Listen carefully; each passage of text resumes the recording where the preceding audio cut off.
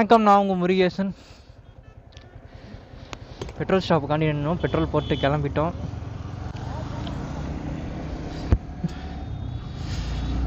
எங்கே போகிறோம்னு பார்த்தீங்கன்னா, பொங்கலுக்கு வந்து மதுரைக்கு வந்துட்டு ரிட்டர்ன் போயிட்டுருக்கோம். எங்கே போகிறோம்னு பார்த்தீங்கன்னா வந்து சென்னை போயிட்டுருக்கோம். பொங்கலுக்காண்டி ஊருக்கு வந்தோம். பொங்கல் முடிச்சுட்டு ஊர்லேருந்து ரிட்டர்ன் கிளம்பி போய்கிட்டு இருக்கோம் சென்னைக்கு. இன்னும் வந்து கிட்டத்தட்ட 400 கிலோமீட்டர்ஸ் இருக்குது. பெட்ரோல் ஸ்டாப் ஆண்டிக்கு எடுத்தோம். 400 கிலோமீட்டர்ஸ் இருக்குது. 5 to 6 hours ஆகும். ஏன்னா வந்து நம்ம 80-90 மினிட் பண்ணி கொஞ்சம் பொறுமையாக அப்படியே போய்க்கலாம். அங்கங்கே நின்றுட்டு போகிறதுனால 6 hours ஆயிரும் கிட்டத்தட்ட. பொங்கல் செலிப்ரேஷன்லாம் நல்லா போச்சுங்க. ஊரை விட்டு போகவே மனசே இல்லை. ஏன்னா வந்து அவ்வளோ ஜாலியாக இருந்துச்சு. ஃபேமிலிலாம் எல்லாம் வந்து நல்லா எல்லாம் ஒன்றா உட்காந்து சாப்பிட்டு கிஃப்ட்டு அப்படியே ஒரு என்ஜாய்மெண்ட்டாக இருந்துச்சா, அதனால் போகவே மனசு இல்லை. ஆனால் அந்த கிளிப்ஸை வேணால் ஆட் பண்ணி விட்றேன் பாருங்கள். அவ்வளோ ஜாலியாக இருந்துச்சுங்க. போகவே மனசு இல்லைங்க ஊரை விட்டு. கூடிய சீக்கிரம் பார்த்தீங்கன்னா மதுரையில் வந்து செட்டில் ஆகணும். அதுக்கான எல்லாம் ஸ்டெப்ஸு எடுக்கணும். இங்கே வேலையை வந்து இங்கே பார்த்து முடிவு பண்ணிட்டு சீக்கிரமாக இங்கே வந்து செட்டில் ஆகணுங்க. ஏன்னா ஊர் தாங்க. என்ன தான் சென்னையை பிடிக்குன்னு சொல்லி சொன்னாலும் ஊர் தாங்க. அவங்களுக்கு அவங்கவுங்க ஊர் வந்து ரொம்ப பிடிக்கும். அதை நம்ம எதுவும் பண்ண முடியாது.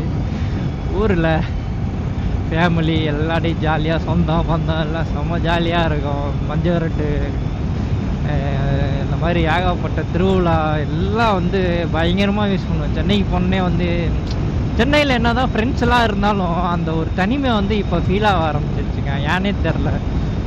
என்ன தான் ஊரில் வந்து நான் வந்து தனியாக தான் இருப்பேன். ஆனாலும் வந்து ஒரு நிம்மதியாக இருக்கும். ஏன்னு தெரில. கரெக்டாக தூங்குவேன். ஊருக்கு வந்தோன்னா கரெக்டாக ஒரு 8 hours ஸ்லீப், ப்ராப்பரான ஒரு 8 hours ஸ்லீப்ஸு. எதை பற்றி யோசனை இருக்காது, கரெக்டாக இருக்கும். சென்னைக்கு போனோன்னு வைங்களேன், அந்த ஸ்லீப்பு தாங்க என்னன்னே தெரில. அந்த சென்னைக்கு போனோன்னே வந்து பார்த்திங்கன்னா ஏதோ ஒரு யோசனை ஓடிக்கிட்டே இருக்கும் மண்டைக்குள்ளே. தூக்கமும் வராது கரெக்டாக. அது வந்து கிட்டத்தட்ட ஒரு 2 வருஷமாகவே அப்படி தாங்க இருக்குது. நானும் ஊரில் செட்டில் ஆகணும்னு ட்ரை பண்ணிகிட்ருக்கேன். பட் முடியலை. கூடிய சீக்கிரத்தில் இந்த வருஷத்துக்குள்ளேயாவது எப்படியா ஊரில் வந்து செட்டில் ஆகிடணுங்க. அதான் ட்ரை பண்ணிக்கிட்டு இருக்கேன். ஃபேமிலிங்க, சொந்த பந்தம் எல்லாம் அப்பா ஒட்டா இருக்கையில் எவ்வளோ சந்தோஷமாக இருக்கும் தெரியுங்களா.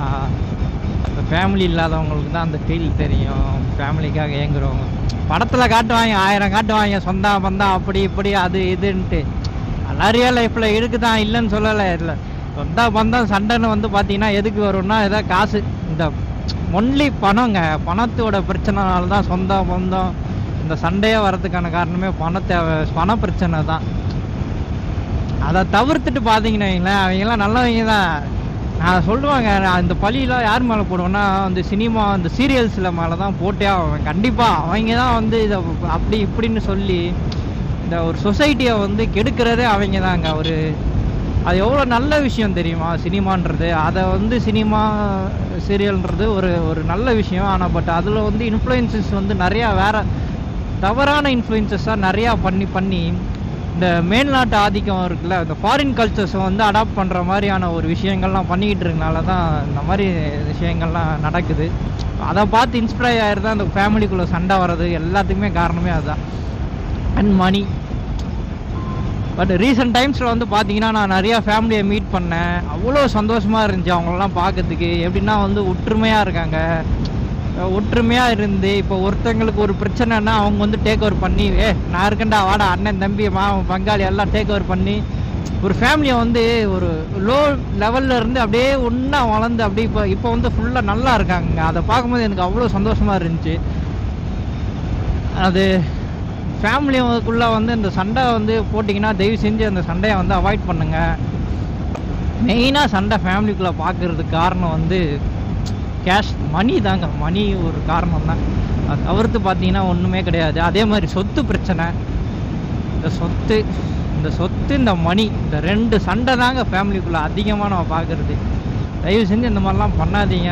ஸோ நமக்கு ஃபேமிலிக்குள்ளே தான் விட்டு கொடுத்து போய் இருங்க. அது எப்படின்னா அந்த வெளியே இருந்து வந்து மூட்டி விட்டுறாங்க. அவன் வர்றா, அவன் நல்லா இருக்கேன்டா, அப்படி இப்படின்னு போட்டு கொடுத்து அவங்களுக்குள்ள ஒரு சண்டையை மூட்டி விட்டு அவங்க ஜாலியாக இருக்காங்க. இங்கே சண்டை போட்டவன் வந்தால் தனியாக பிரிஞ்சுக்கிட்டு அவ்வளோ ஒரு சொந்த பந்தம் இல்லாமல் அலோடி தெரியும். அவன் போட்டு விடுறான் பாருங்க. அவன் நல்லா சொந்த பந்தத்தோட ஜாலியாக இருக்காங்க. மாதிரிலாம் பிரச்சனைலாம் ரீசெண்ட் டைம்ஸில் நிறையா பார்த்தேன், ஃபேஸ் பண்ணேன். ஃபேமிலியை மிஸ் பண்ணுற மாதிரி இருக்கும். ஃபேமிலியெல்லாம் மிஸ் பண்ணாமல் எல்லாம் சொந்த பந்தமாக எல்லாம் ஒற்றுமையாக இருக்க ட்ரை பண்ணுங்கள். இப்படி சீக்கிரம் வரணுங்க. ஊருக்கு தான் வந்து செட்டில் ஆகிற மாதிரி இருக்கணும். மஞ்சு விரட்டுக்கெலாம் இந்த வாட்டி அவ்வளோ போகவும் இல்லை. ஏன்னா சிராவயலுக்கு மட்டும் போனேன். சிராவயம், மஞ்சட்டு, அப்புறம் ஆவரங்காடு. சிராவயை கொஞ்ச நேரம் பார்த்துட்டு அப்படியே ஆவரங்காடு போயிட்டு வந்தோம். பெருசாக மஞ்சட்டுக்கு போகவும் இல்லை. மாடும் இந்த வாட்டி மாடு பிடிக்கவும் போகல. அதான் சொன்னேன்ல, கொஞ்சம் ஃபேமிலியாக எல்லாம் நான் டைம் ஸ்பெண்ட் பண்ணி நல்லா சமைச்சு போட்டு நல்லா சாப்பிட்டு கேட்டு நல்லா என்ஜாய் பண்ணோம். அதனால் வந்து அங்கே போகல. ஒரு எமர்ஜென்சி வேலையாக வந்து சென்னைக்கு போயிட்டுருக்கேன். இல்லைன்னா வந்து கிட்டத்தட்ட சென்னை ஊரில் இருக்க மாதிரி தான் பிளானு. ஊரில் கொஞ்சம் ஊர்லேயும் கொஞ்சம் ஒர்க் இருக்குது. சென்னையிலையும் எமர்ஜென்சியாக ஒர்க் இருக்கனால சென்னை கிளம்பிட்டோம்.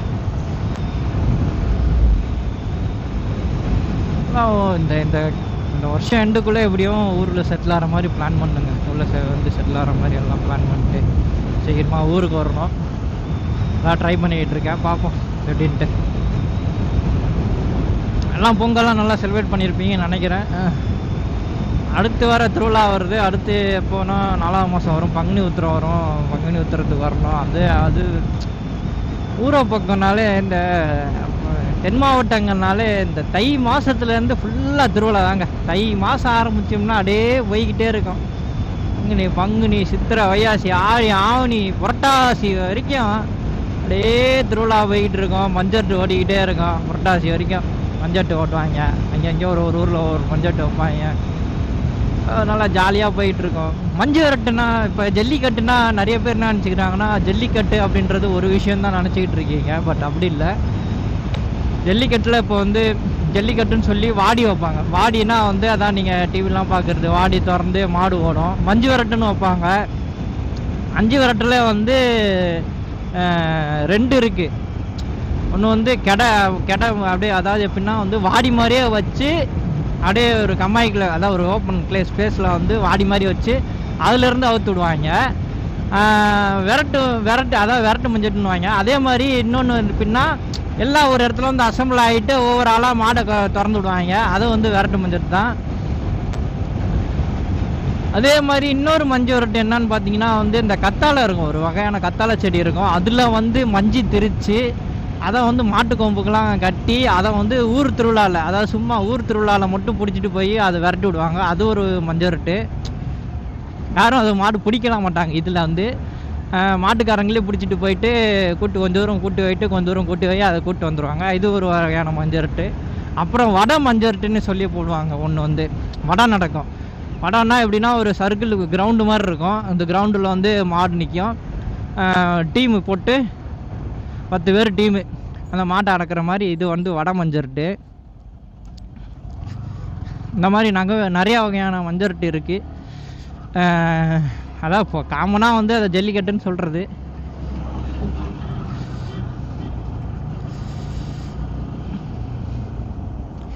எல்லாத்துக்கும் பேஸ் வந்து பார்த்திங்கன்னா வந்து கபடி தாங்க. நீங்கள் கபடி நல்லா விளாண்டிங்கன்னா மாடு வந்து நல்லா பிடிக்கலாம். ஸ்ட்ராங்காக இருக்கணும். உங்கள் புடி வந்து ஸ்ட்ராங்காக இருக்கணும், நழுவக்கூடாது. அதான் மேட்ரு. உங்கள் புடி எவ்வளோ ஸ்ட்ராங்காக இருக்குதோ கரெக்டாக அந்தளவுக்கு பிடிச்சி மாடை பிடிச்சி போய்கிட்டே இருக்கலாம். கபடி தான் அதுக்கான பேஸு.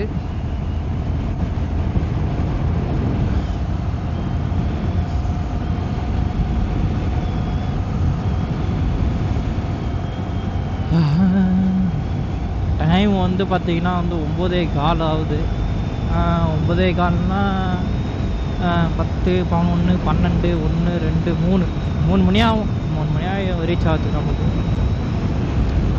இங்கேருந்து விழுப்புரத்துக்கிட்ட போயிட்டு, விழுப்புரம் இல்லை உளுந்தூர்பேட்டை கிட்ட போய் ஒரு இடத்துல சாப்பிட்டு போவோம். எப்பவுமே ரெகுலராக ஒரு இடத்துல சாப்பிடுவேன். அங்கே சாப்பிட்டு தான் போனோம்.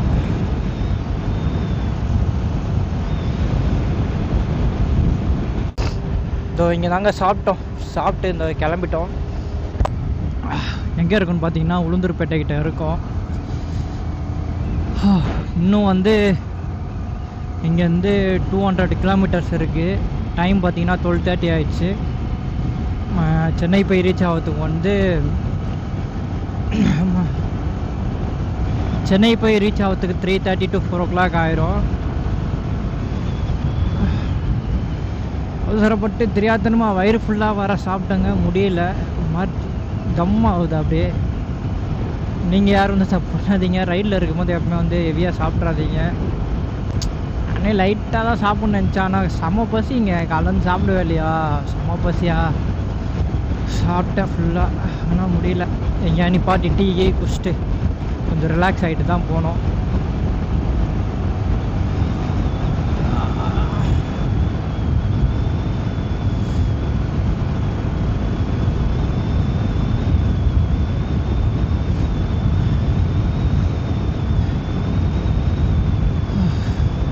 கிராசிங்லாம் எப்பவுமே பார்த்து போங்க. இந்த நடுவில்லாம் கிராசிங் வரும், அப்போல்லாம் வந்து கரெக்டாக பார்த்து ஓட்டை எடுக்கணும். ஏன்னா பிளைண்ட் ஸ்பாட் நிறையா ஏரியாஸ் இருக்கும். இப்போ நீங்கள் இந்த இடத்துல இந்த லேனில் வந்து லாரி போயிட்டு இருக்கோம் பொறுமையாக. கிராஸ் பண்ணுறவங்க நினைப்பாங்கன்னா நீங்கள் வந்து அந்த லைன் தாண்டி போகலாம் அப்படின்னு சொல்லிட்டு அந்த லைனுக்கு மாறுவீங்க. என்ன பண்ணுவாங்க, கிராஸ் பண்ணுறவங்க வந்து சரி இந்த லைனில் வந்து லாரி பொறுமையாக தானே வருது அப்படின்ட்டு அப்படி கிராஸ் பண்ணுவாங்க. ஆனால் நீங்கள் அந்த சைடு கிராசிங் ஆகும்போது என்ன ஆகும்னா ஆக்சிடெண்ட் ஆகும். அந்த மாதிரி இடத்துலலாம் வந்து பார்த்து கிராஸ் பண்ணுங்கள். எப்பவுமே பிளைண்ட் ஸ்பாட்டில் கிராஸ் பண்ணாமல் உங்களுக்கு நல்லா விசிபிலிட்டியாக இருக்குது, யாருமே இல்லை அப்படின்னு தெரிஞ்சால் கிராஸ் பண்ணுங்கள். யாருமே குறுக்க வரல அப்படின்னால உங்களுக்கு விசிபிலிட்டியான பொருட்கள் தான் கிராஸ் பண்ணணும்.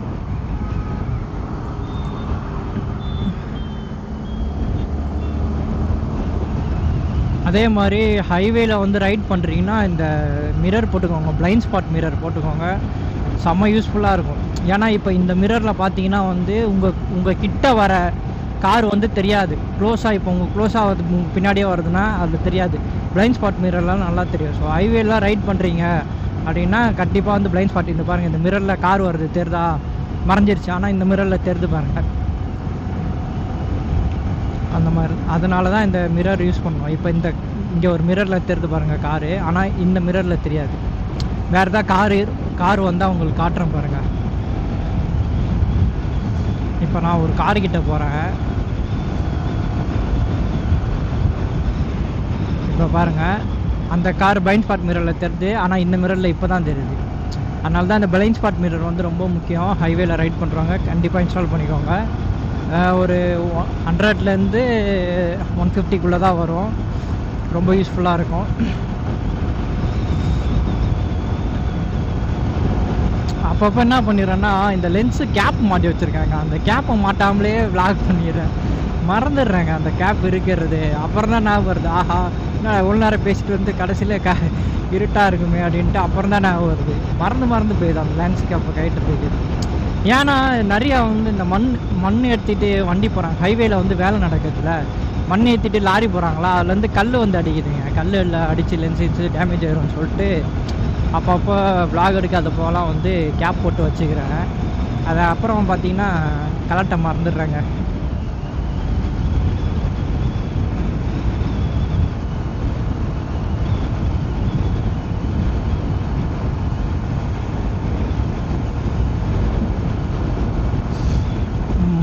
பைக் வந்து நான் ரிவ்யூ பண்ணுறேங்க. R15 V3S 2023 model. இது 23ல் இது ஜூன் மாடல். ஆக்சுவலாக இது ஜூனுக்கு முன்னாடி வந்த மாடல்லாம் வந்து இந்த மீட்ரு வந்து ஒயிட் கலரில் இருக்கும், இது வந்து பிளாக் கலரில் இருக்குது. அப்புறம் சில சேஞ்சஸ்லாம் இருக்குது. V4ஓட பொருள் வந்து இதில் மாட்டியிருக்காங்க. பைக் எடுத்து கிட்டத்தட்ட 4 months ஆகுது. இதோட ரிவ்யூ போடுறேங்க, பைக் எப்படி இருக்குது என்ன ஏதுன்ட்டு ரிவ்யூ போடுறேன். சின்ன மெயின்டெனன்ஸ் டிப்ஸ்லாம் வந்து நான் உங்களுக்கு போடுறேன். விளாக் அடுத்தடுத்து வரும், கண்டிப்பாக பாருங்கள். நான் இனிமேலாவது ரெகுலராக விளாக் வரும்னு நினைக்கிறேன், நானே நம்புகிறேன், பார்ப்போம். கோப்ரோ இப்போ தாங்க வாங்கினேன், புதுசு இல்லை, செகண்ட்ஸ் எல்லாம் வாங்கினேன். தெரிஞ்ச தம்பி வந்து அண்ணா எனக்கு விற்று கொடுங்கண்ணா. சரி குர்ரா நானே வாங்கிக்கிறேன், அப்பப்போ கொஞ்சம் காசு கொடுத்துட்றேன்டா அப்படின்னா. சரிண்ணா அப்படின்னு சொல்லிட்டான். இப்போ தான் கோப்ரோ வாங்கியிருக்கேன். பட் மைக் அடாப்டர் இல்லை. பின் எப்படி ரெக்கார்ட் பண்ணுறேன்னு கேட்டிங்கன்னா, ப்ளூடூத் மைக்கில் வந்து ஹெல்மெட்டில் வச்சு அதை வந்து ஃபோனில் கனெக்ட் பண்ணி ஃபோனில் வந்து தனியாக ரெக்கார்ட் பண்ணிக்கிட்டு இருக்கேன். வீட்டில் போயிட்டு தான் இந்த ஆடியோவையும் வீடியோவையும் ஜாயின் பண்ணணும். அது எப்படி ஜாயின் பண்ண போகிறேன் எனக்கு தெரியல. ஏன்னா வாய்ஸ் வந்து நம்ம போகும்போது இல்லை பிக்கப் ஆகாதா, அந்த பிக்கப் ஆகாதனால நம்ம எங்கெங்கே என்னென்ன பேசுகிறோம், இந்த கை ஆக்ஷன்லாம் வந்து கரெக்டாக தெரியாது. அதெல்லாம் மேட்ச் பண்ணணும், கட் பண்ணணும், ப்ராப்ளம் இருக்குது. அதெல்லாம் இருக்க தான் செய்யும். சென்னை போயிட்டு வந்து மைக் அடாப்டர் வாங்க பார்ப்போம். காசு வேறு இப்போ இல்லை கரெக்டாக கையில். இதுவும் கேமராக்கே நான் வந்து தம்பிக்கு வந்து காசு கொடுக்கல, காசு வேறு போய் போடணும்.